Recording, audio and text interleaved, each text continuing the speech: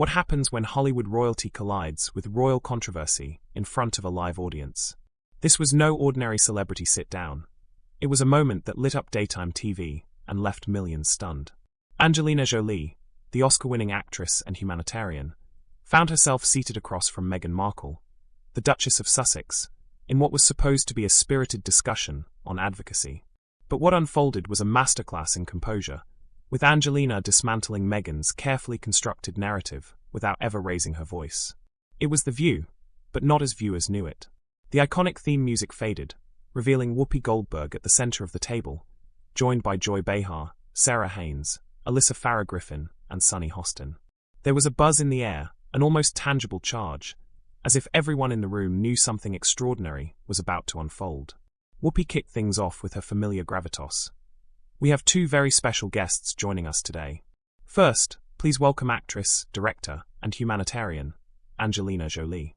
The applause was instant and thunderous. Angelina strode onto the stage with effortless grace, her presence commanding attention before she even spoke. A warm smile, a small wave to the crowd, and she took her place on the famous couch. And our second guest, Whoopi continued, the Duchess of Sussex, Meghan Markle. Meghan appeared from backstage with a flawless smile, every detail from her tailored outfit to her glossy hair meticulously styled. Yet, in her eyes, there was an intensity, a readiness, suggesting she had come here with a specific agenda. From the moment they sat down, the contrast was unmistakable. Angelina appeared relaxed, entirely present, as if the cameras didn't exist. Meghan, by comparison, seemed hyper-aware of every angle, every gesture, every opportunity to present herself exactly as she intended. Joy Behar jumped in enthusiastically. Angelina, you're here to promote your new film highlighting refugee advocacy. Meghan, you're here to talk about your upcoming Netflix documentary series. Two very different projects, both centered on important social issues. Angelina offered a gracious nod. Thank you for having me. Yes, this film is deeply personal to me. I've spent years working alongside refugees around the globe, and I wanted to create something that amplifies their stories of resilience and survival. Sarah Haynes smiled warmly. Your work with the UN has been remarkable.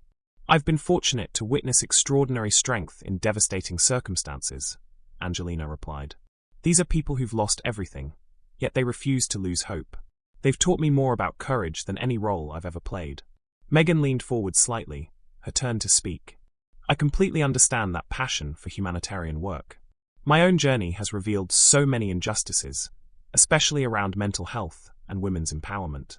It can be incredibly isolating to use your platform for change while being under constant criticism. It was subtle, but the shift was immediate. In a conversation meant to highlight Angelina's work, Meghan had redirected the focus to her own challenges. The panel exchanged fleeting glances, and even viewers at home could feel the change in tone. Sunny Hostin moved carefully to keep the discussion balanced. Both of your platforms have brought attention to causes that matter. Meghan, could you share more about your Netflix series? It's about authenticity and breaking free from systems designed to silence you, Meghan explained, her voice steady but deliberate. Many women, especially women of color, understand what it's like to be trapped by institutions that publicly support you while privately undermining you. The implication was clear, and it hung in the air. Everyone knew which institution Meghan was referencing, though she never named it. Alyssa Farah-Griffin, seasoned in political messaging, turned the focus back to Angelina. Have you faced similar institutional resistance in your humanitarian work? Angelina's answer was thoughtful. Change is born from focusing on the work itself, not the barriers. If you're committed to a cause, you find ways to serve regardless of the circumstances. The refugees I meet have no institutional support. They build resilience from nothing. It was a gentle but pointed contrast, service grounded in action rather than personal grievance. Meghan's smile faltered, if only for a moment. Of course, Meghan countered, but some of us have to fight battles on multiple fronts. When your character is constantly under attack in the press while you're trying to do good work, it takes a toll. Joy Behar tilted her head, sensing there was more beneath the surface. Character assassination is a strong phrase. Are you referring to specific incidents? I'm referring to a pattern, Meghan replied, her tone shifting into the practiced cadence familiar from her high-profile interviews. A pattern of systematic undermining that goes far beyond normal media scrutiny. When you're trying to modernize ancient institutions while confronting racial bias, the pushback can be overwhelming. The room was still. This wasn't casual conversation anymore. It was charged, deliberate. Whoopi attempted to guide the discussion back to neutral ground. Let's focus on your current projects. Angelina, your film premieres next month, right? Yes, Angelina said, her voice calm. And I hope it encourages people to get involved with refugee resettlement programs in their own communities. Real change happens at the grassroots level, when ordinary people decide to step forward. Again, there was that quiet emphasis, service over self. Meghan shifted in her seat. I think it's easy to talk about grassroots change when you haven't had to deal with the kind of institutional racism and systemic silencing I've faced. Not everyone has been universally embraced by the media. It was a direct shot. The audience sensed it. The air in the studio seemed to tighten. Angelina's expression remained composed, but her eyes sharpened. Are you suggesting my humanitarian work has been easy because of media treatment? I'm suggesting, Meghan pressed on, that some of us have had to fight harder to be heard. When palace sources brief against you, tabloids twist your words, and your own family refuses to defend you, it's a different kind of challenge. Sarah Haynes' voice was gentle but probing. Meghan, those are serious claims about your time in the royal family. They're not claims. They're facts, Meghan stated flatly. There's a difference between someone who chooses their causes and someone who was silenced for trying to speak out about mental health, racism, and basic human dignity. The implication was unmistakable. Angelina's decades of humanitarian work were, in Meghan's framing, somehow less authentic because she hadn't faced the same obstacles. Whoopi leaned forward, prepared to mediate, but Angelina lifted a hand softly. It's all right, Whoopi. This is an important conversation. She turned to Meghan, her voice steady, unflinching. I've spent 20 years in refugee camps, war zones, and disaster areas. I've held dying children. I've sat with mothers who've lost everything to violence. I've been threatened, criticized, and called every name you can imagine. But never once have I made my personal struggles the centerpiece when I'm speaking about the suffering of others. The studio went utterly silent. The refugees I meet, she continued, don't have Netflix deals to tell their stories. They don't have royal titles, global press coverage, or the ability to sit on television asking for sympathy. They have nothing but resilience and the hope that someone will help them rebuild their lives. Meghan's posture stiffened. I think you're misunderstanding me. I never said your work wasn't important. I'm saying different people face different obstacles, and some of us have had to overcome additional barriers. Additional barriers? Angelina's voice was quiet, deliberate. You mean like being born in a war zone? Watching your village burn? Walking hundreds of miles with children to reach a camp where, if you're lucky, you get one meal a day? The words landed heavily. That's not what I meant, Meghan said quickly. Obviously those situations are tragic. But I'm talking about institutional racism inside powerful families, about being gaslit and isolated. You were isolated, Angelina said, her tone unchanged. In a palace with a staff of hundreds, access to world-class healthcare, education, and a global platform that most people could only dream of. Sunny Hostin stepped in cautiously.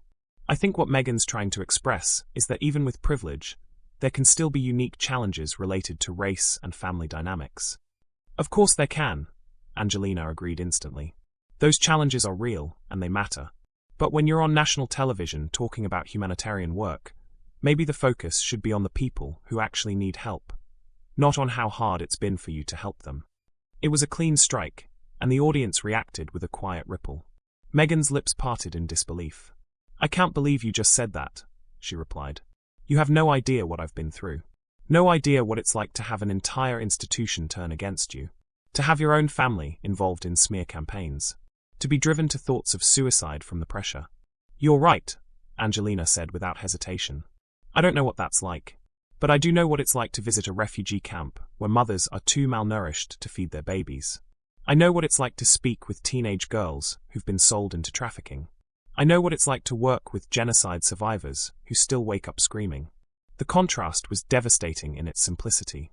Alyssa Farah-Griffin saw the moment for what it was. Angelina, how do you stay focused on your work despite personal challenges? You remember why you started, Angelina replied, her gaze steady on Meghan. You remember that your pain, however real, does not outweigh the suffering of people with no voice, no resources, no platform. You use whatever privilege you have to lift others, not yourself. Meghan's cheeks were flushed now. So you're saying my pain doesn't matter? That speaking out about racism or mental health is selfish?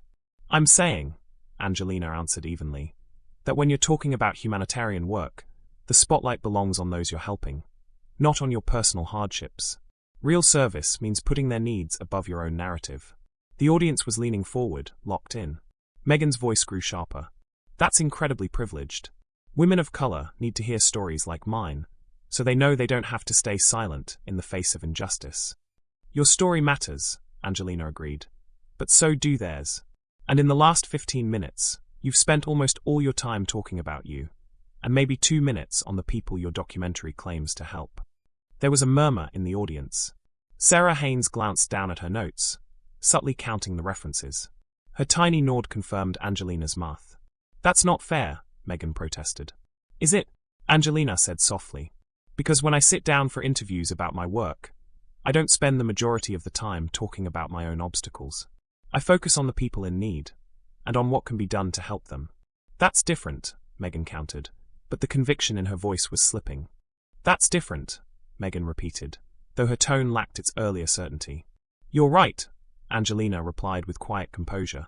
I haven't been in the royal family, but I do know the pressure of raising children while working in dangerous conflict zones. The pressure of being scrutinized for every decision, every adoption, every personal relationship. The pressure of having my motives questioned and my mental health analyzed in the press for over 2 decades. The studio was silent. Even Whoopi, usually quick to step in, stayed quiet. But here's the difference, Angelina continued, her voice as steady as ever. I've always understood that my personal struggles, no matter how real, are not the story. When I advocate for people who are literally fighting to survive, the story is them. Always them. Meghan's posture tightened. So you think I should stay silent about institutional racism? About my mental health struggles? I think, Angelina said, pausing deliberately, that there's a time and place for personal testimony, and a time and place for selfless advocacy. And the best advocates know the difference. Joy Behar finally spoke up. Angelina, that's a strong statement. Are you saying personal experience shouldn't shape advocacy? Not at all, Angelina said instantly. Personal experience should shape advocacy. But the question is whether you're using your story to help others, or using others' suffering to help your own story. The clarity hit like a lightning strike. Meghan blinked rapidly, as though she'd been caught off guard. I can't believe this, Meghan said, her voice trembling now. I came here to discuss important issues, and instead I'm being attacked for sharing my own journey. No one's attacking you, Sunny Hostin offered gently. This is just a passionate discussion about different approaches to advocacy. But Angelina wasn't done. She turned slightly toward Meghan. Can you tell us right now, without referencing your own experiences, why people should care about your documentary? What specific issues does it address? What communities will it help? What concrete resources are you providing? The question hovered like a challenge. It's about empowering women to speak their truth against institutional oppression, Meghan finally said. Which institutions? Angelina asked. What specific oppression? What measurable goals? What impact will this have on the communities you're highlighting? With every question, Meghan seemed to shrink further into her seat. The subtext was now obvious to everyone in the studio. Her project centered more on her personal story than on the people it was supposed to help. I don't think I should have to defend my humanitarian work to someone who's trying to minimize my experiences, Meghan said, her voice slipping into a defensive tone that clashed with her usual polish. I'm not minimizing your experiences, Angelina replied calmly. I'm asking you to separate sharing your story to help others from using other people's struggles to validate your own. The distinction landed sharply. Meghan's lips parted, but no words came out right away. Alyssa Farah-Griffin turned to the audience. I think what we're witnessing here is a really important difference, advocacy versus autobiography. Exactly, Angelina agreed, now looking straight into the camera. If you have a platform, privilege, resources, you can either amplify the voices that don't get heard, or you can use their stories to amplify your own. Meghan sat frozen, realizing every point she'd made had been neatly dismantled.